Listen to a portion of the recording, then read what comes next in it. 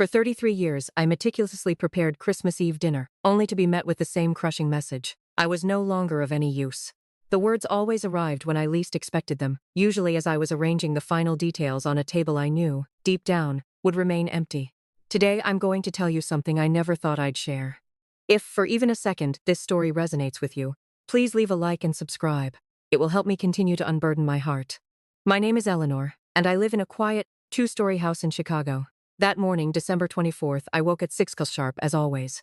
My joints ached, and my heart was heavy with a hope that had long lost its meaning. My faded floral robe dragged across the cold tile, and my worn slippers made that dry, echoing sound that fills empty houses. The kitchen, despite my efforts, smelled of bleach and loneliness.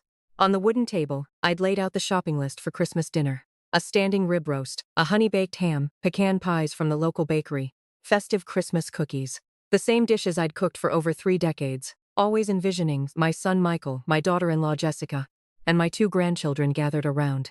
But in my soul I already knew the outcome. The phone sat silently in the living room, beside the family photographs I'd arranged with such love years ago. In the largest one, Michael hugged me on his wedding day, a smile of joy I believed would last forever. Jessica, radiant in her white dress, had promised to treat me like a second mother. "Eleanor, you will never be alone as long as we are here," she's whispered during the reception.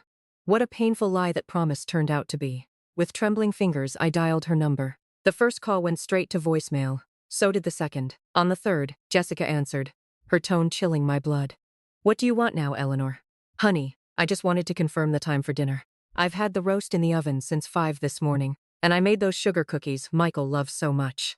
Look, I told you last year, and the year before that, we're not coming. You've already lived your life.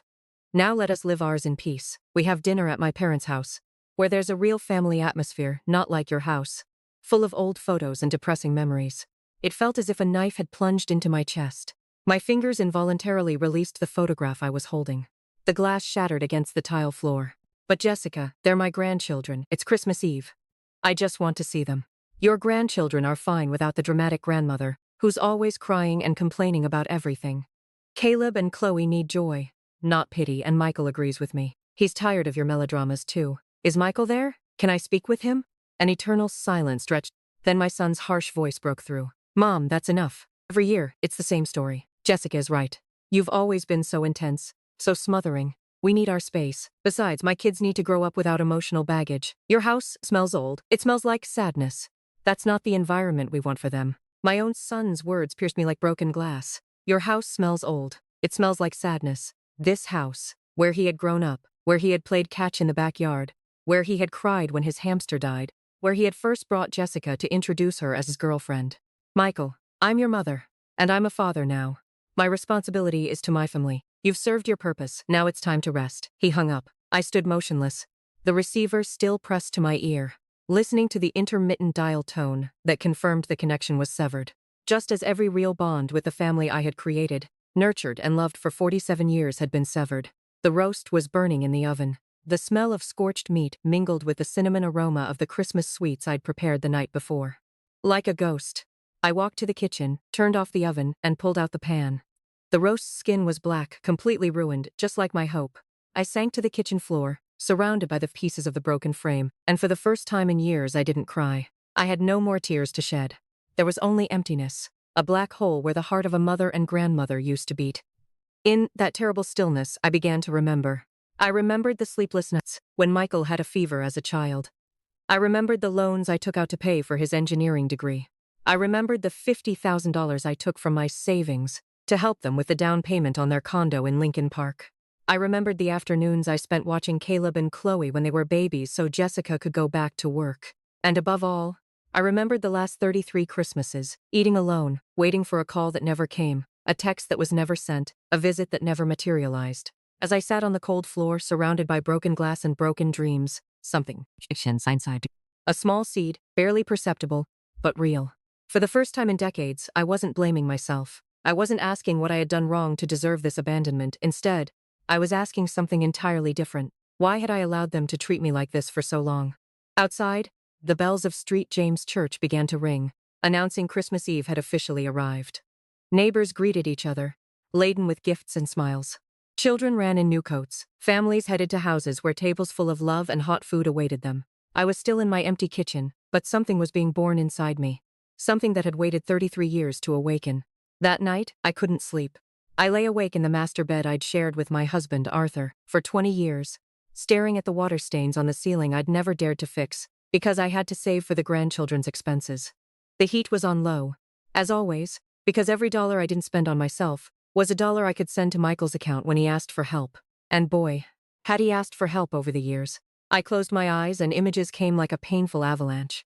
I remembered that February morning in 2010 when Michael showed up at my door, red-eyed, a crumpled paper in his hand.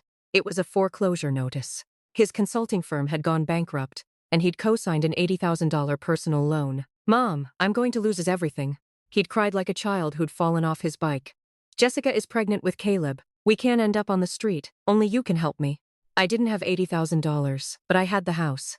I mortgaged it without a second thought, putting it up as collateral so the bank would lend my son the money. Arthur had 3 years earlier, and that house was the only thing I had left of him. But what was an empty house compared to the happiness of my only son? "I'll pay you back, Mom. I swear. In 2 years, tops," he'd promised as he signed the papers that turned my home into a mortgaged property. 14 years had passed.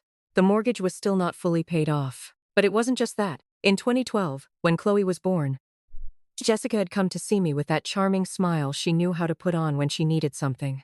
She needed me to watch the children while she returned to work. Then there was the $15,000 for Caleb's private school tuition, the $10,000 for Chloe's braces, the countless loans for unexpected car repairs, medical bills, and lavish vacations they couldn't afford.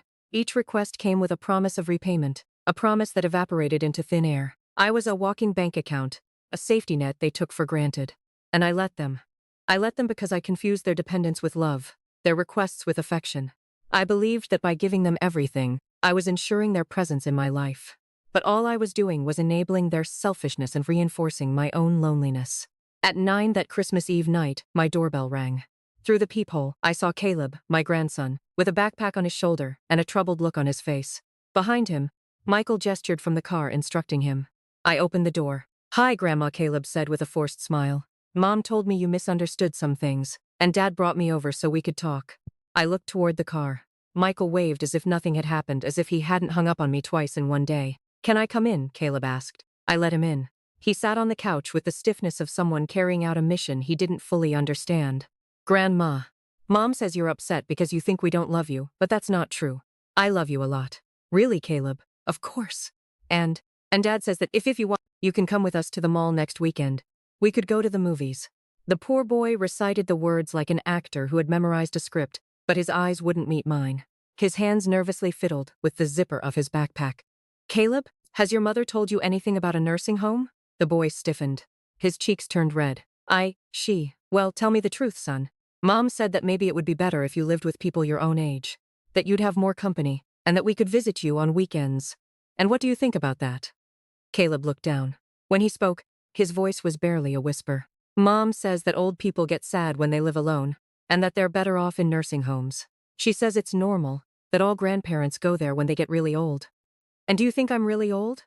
"I don't know, Grandma. Mom says you are, that you can't take care of yourself anymore."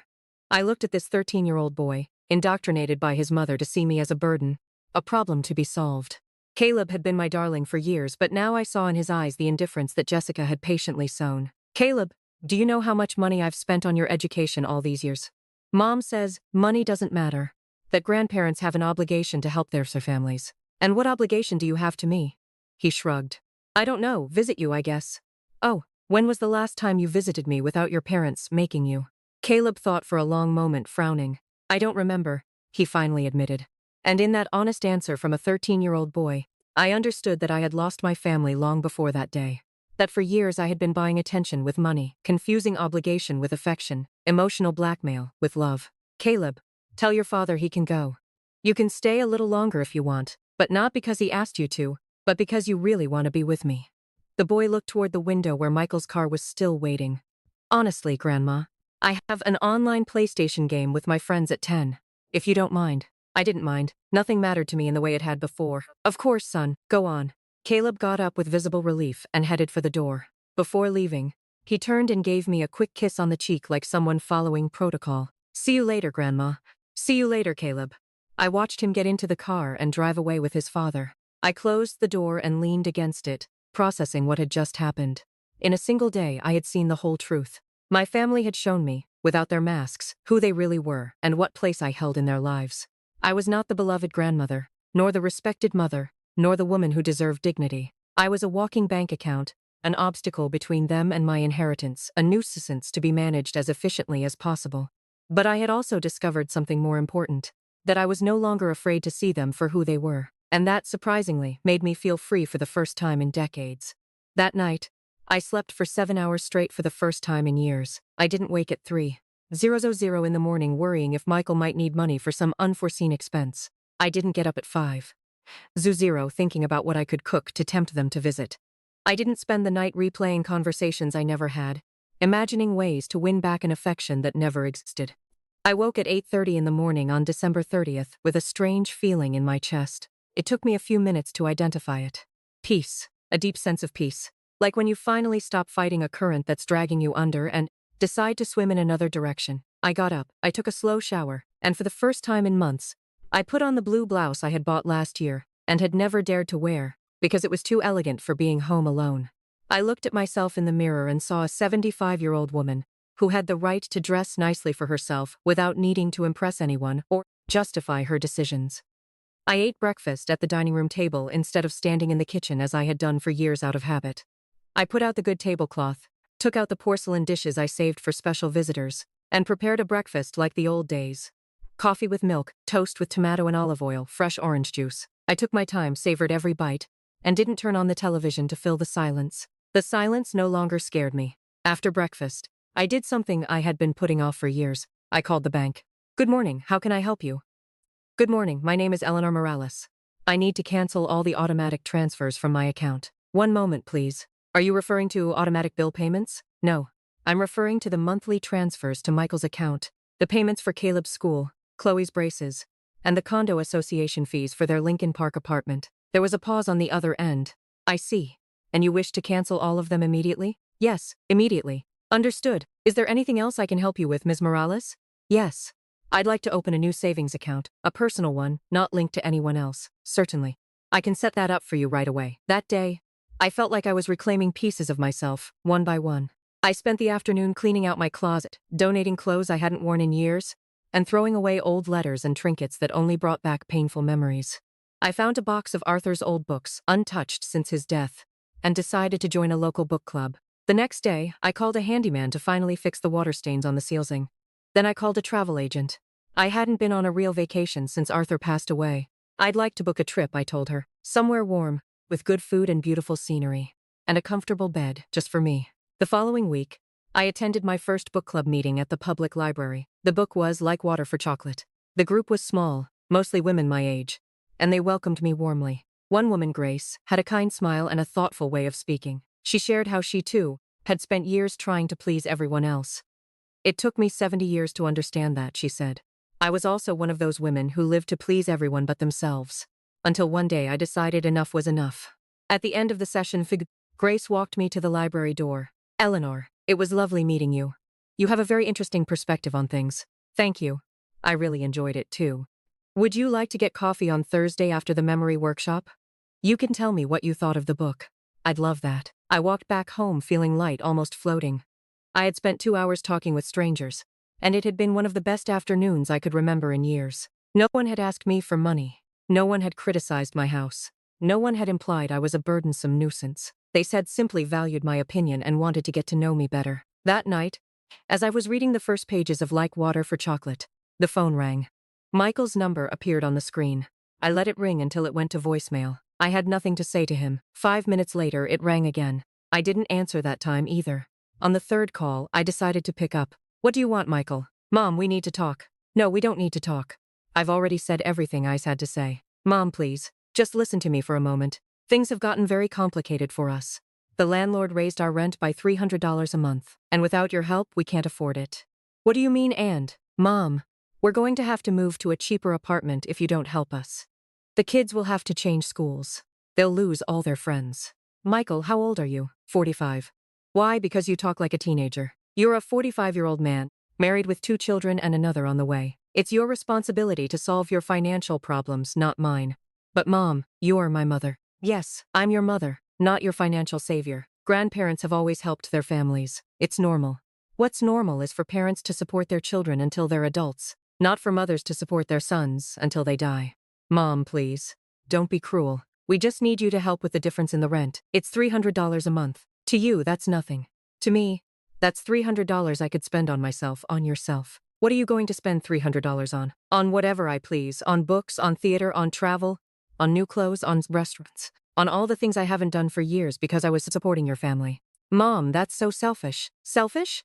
Michael, I have spent over $200,000 on you too over 14 years. I mortgaged my house for you. I worked as a cleaner until I was 70 to pay for your children's school. I have given up having a life of my own to finance yours. And after all that, you have the nerve to call me selfish because I don't want to support you anymore.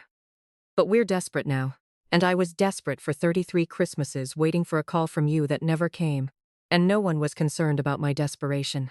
That's different. No, Michael, it's exactly the same. The difference is that you never put a price on my desperation. Mom, if you don't help us, it will be your fault that your grandchildren suffer. There it was again. The same old emotional blackmail. Guilt as a weapon of manipulation. My grandchildren are going to suffer because their parents don't know how to live within their means.